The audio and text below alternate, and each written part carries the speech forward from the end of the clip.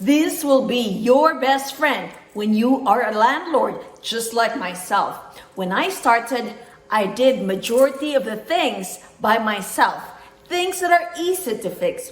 When things are hard or when things are complicated, of course I ask my 1099 contractors to help with me. So in this video, I will be sharing with you 2 tips that will be needed when you want to become a great landlord. This video was inspired by my tenant's review, and I asked her to give me a review so that I know what to do for future apartments so that I could become a better landlord. And in her review, she told me that number 1, she likes renting from my property because I reply very quickly. So when I have apartments, I treat my tenants like they were my family, that they are my family. Because why? They pay, they take care of me, and in turn, I take care of them. They pay for my property's mortgage, they pay for my property's taxes, they pay for the upkeeps that I need to do, the cost of the repair when things do break down in the unit. So they help me pay for those expenses. And in return, I treat them like my family members. So what do I do when they have problems? They send me emails, texts, or call, and I reply right away.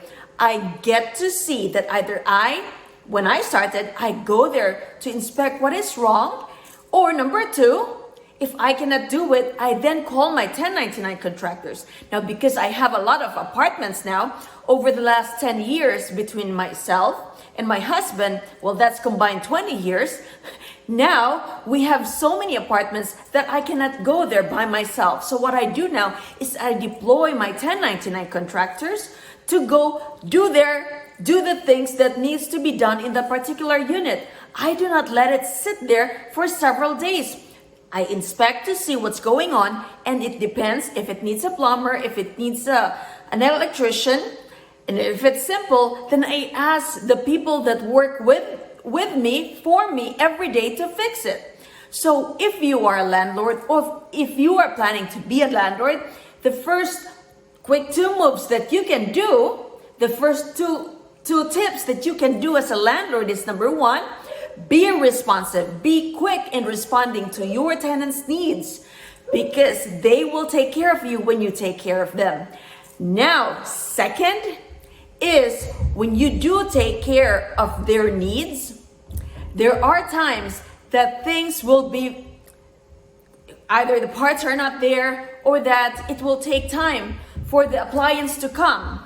So what I would recommend is you got to spend the necessary money to either replace the appliance. So for example, if you have a washer, it's very easy to have a washing machine break down, and nobody wants to have dirty clothes piled up for several days.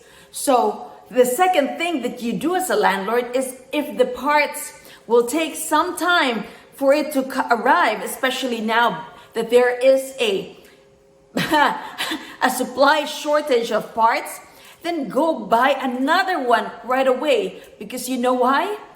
To buy an appliance, it will take time for the Lowe's or Home Depot or wherever you buy to have it delivered. So that don't let your tenant wait several weeks or several days just for an appliance to come.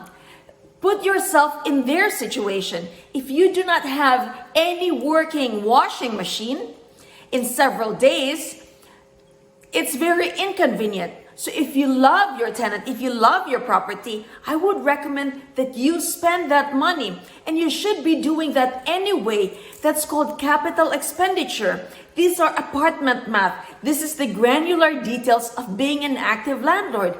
And when I started, I didn't know about this.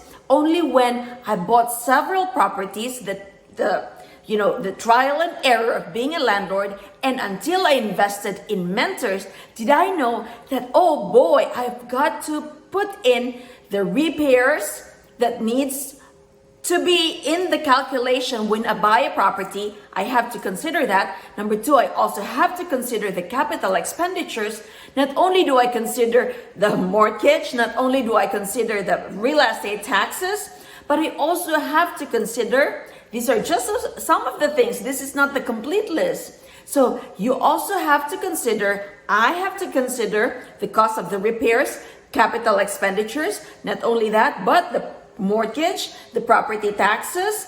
Now you also have the cost of lawn or snow, or if you provide internet, or if you provide electric, you pay for them, or the gas, or don't forget the cost of having an LLC or limited liability company, or the cost of having a bookkeeper, or the cost to have a QuickBooks. So these are just some of the granular details that I, as an active landlord, learned over the years. So if you want to avoid these costly mistakes, if you want to shorten the time to be a great landlord, I urge you, I encourage you, I empower you to invest in your personal development. My name is Ria. I'm a family medicine physician and a geriatric physician. And yes, these were my best friend tools when I started. Now, I do carry this once in a while, but majority of this, I pass on my baton to my contractors. So I will be doing a live webinar this November 12th at 12 p.m. US Eastern Time. That's a Saturday. Better yet, come join me in my VIP experience, where I will tailor all your questions, all your needs when you start out as an active landlord, or if you have 1 or 2 or 3 apartments and you want to grow and scale your apartment units. I will be sharing with you my story and how I grew our apartments from having 0 when I came here to having 1, which is our primary home. And then I invested more and more apartments to now we have over 76 apartment units, not including our commercial and warehouse. So if you want to know more, come join me November 12th at 12 p.m. US Eastern Time. Let us go, physicians. Wealth cannot wait. Let's shorten your success. So let us go. Let us go.